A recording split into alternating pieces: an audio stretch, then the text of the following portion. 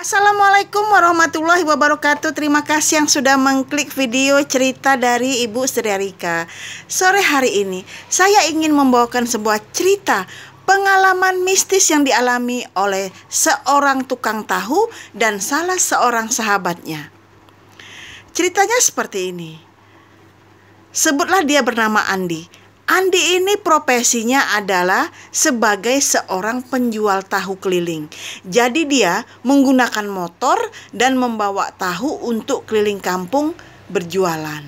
Nah, pada hari itu si Andi ini agak sepi ya penjualan tahunya. Jadi hari sudah sore menjelang maghrib, tahu-tahu si Andi ini masih banyak.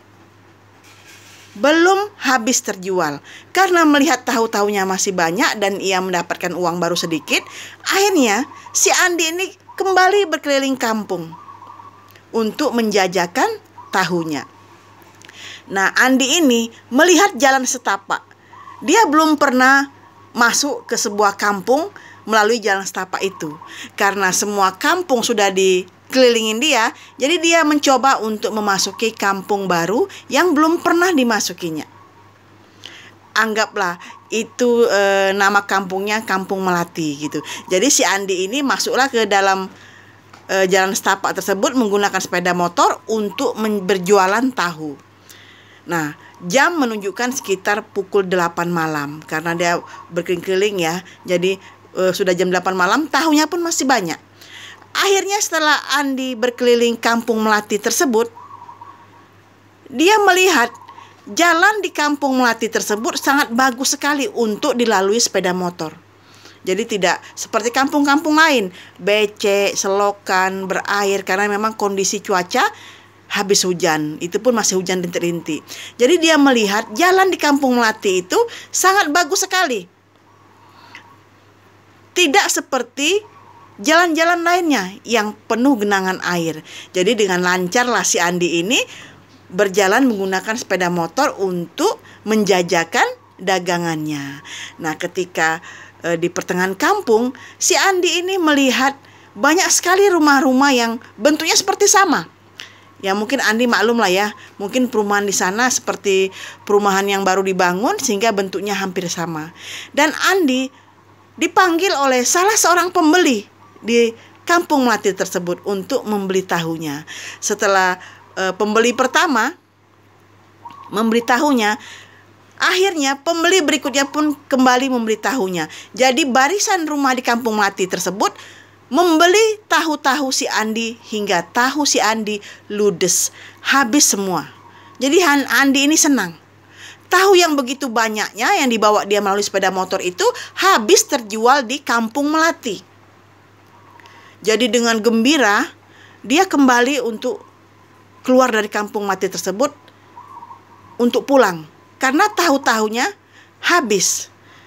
Setelah membawa sepeda motornya untuk keluar dari Kampung Melati, di pertengahan kampung berikutnya Andi ini merasa ngantuk gitu. Jadi dia pengen minum secangkir kopi untuk menghilangkan rasa kantuknya karena jam menunjukkan pukul 11 malam. Jadi sudah sangat malam sekali ya. Andi ini berjualan dari pagi, dia berjualan tahu sampai jam 11 malam gitu. Karena kondisinya memang tahunya lambat habis hari ini. Nah, Andi menemukanlah sebuah warung kopi yang di sana banyak ya orang-orang duduk untuk meminum kopi. Akhirnya Andi berhenti memesan kopi dan gorengan. Jadi si Andi ini senang gitu. Setelah meminum kopi dia ingin cepat-cepat pulang ke rumahnya karena jam menunjukkan pukul hampir jam 11 malam. Karena Andi lama ngobrol dengan orang-orang di warung kopi tersebut.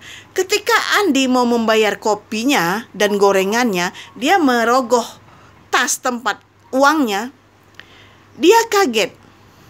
Di dalam tasnya itu uang asli bercampur daun-daunan. Jadi dia shock. Dibongkarnya semua tasnya, ada uang asli dan juga ada daun-daunan. Nah, kebetulan di warung kopi tersebut ada salah seorang warga di Kampung Melati. Nah, akhirnya si Andi ini berceritalah tentang pengalaman dia berjualan di Kampung Melati yang pembelinya adalah wanita-wanita muda yang cukup cantik-cantik. kagetlah.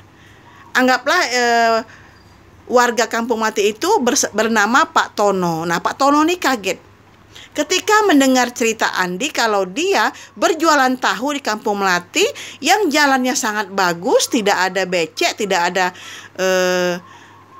tanah-tanah yang karena habis hujan ya, itu tidak ada, semuanya berjalan mulus, dan juga pembeli-pembelinya sangat ramah dan semuanya membeli tahu si Andi hingga habis. Pak Tono yang memang aslinya tinggal di Kampung Melati kaget. Dia berkata, jalanan di Kampung Melati itu sangat jelek sekali. Penuh dengan becek, penuh dengan lubang, penuh dengan rumput, pokoknya jelek sekali. Jadi tidak seperti yang dikatakan oleh Andi kalau jalan di Kampung Melati itu sangat bagus sekali, mulus. Pak Tono bilang kalau di sana rumah-rumahnya sangat jarang sekali. Antara rumah yang satu dan rumah yang lainnya itu agak berjauhan. Tidak seperti yang dikatakan oleh Andi kalau di sana ada sebarisan perumahan yang sangat bagus yang memborong tahu-tahu Andi.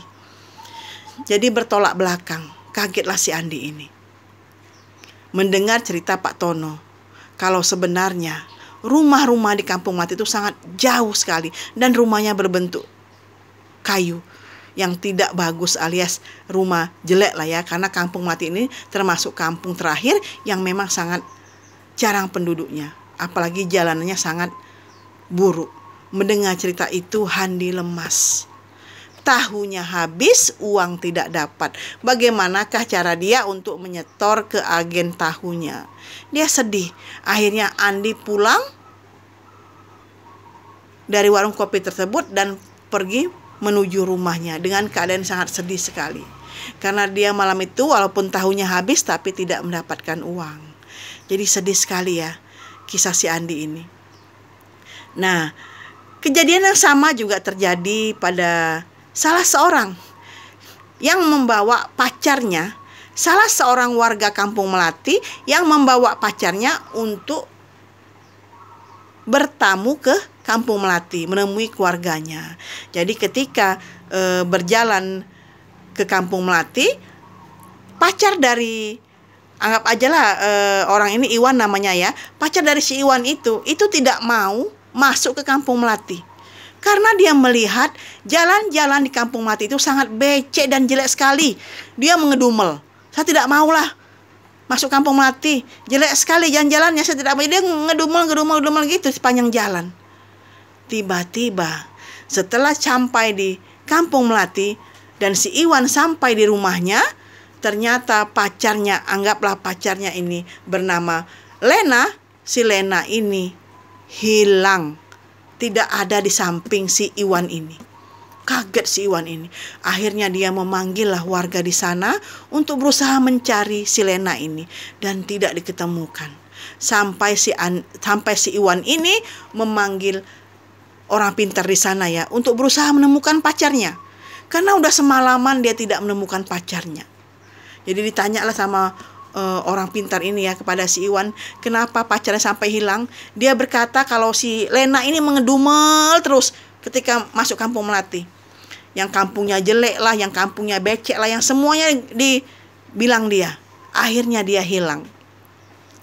Setelah orang pintar mencari si Lena dibantu oleh warga, akhirnya tepat jam 6 pagi itu mereka menemukan Lena lagi duduk di bawah pohon mangga. Duduk termenung di sana. Jadi kagetlah si Iwan ini. Dia langsung menemui si Lena dan berkata, kamu kemana aja semalaman? Kenapa kamu duduk di bawah pohon mangga ini? Kata si Lena, saya melihat kalian berwarawiri di depan saya. Saya melihat kalian mencari saya. Tapi saya tidak bisa berkata-kata, tidak bisa berteriak, dan saya tidak bisa berlari atau berjalan. Saya hanya bisa duduk aja di sana. Seperti ada yang memagari badan si Lena ini. Jadi seperti itu ceritanya. Mungkin penghuni-penghuni di Kampung Melati yang katanya seorang nenek yang menguasai Kampung Melati itu marah melihat si Lena ini mencaci maki Kampung Melati tersebut. Jadi akhirnya orang pintar tersebut menyuruh Lena untuk meminta maaf karena dia sudah menghina keadaan Kampung Melati pada waktu si Iwan mengajaknya untuk bertamu ke keluarga Iwan.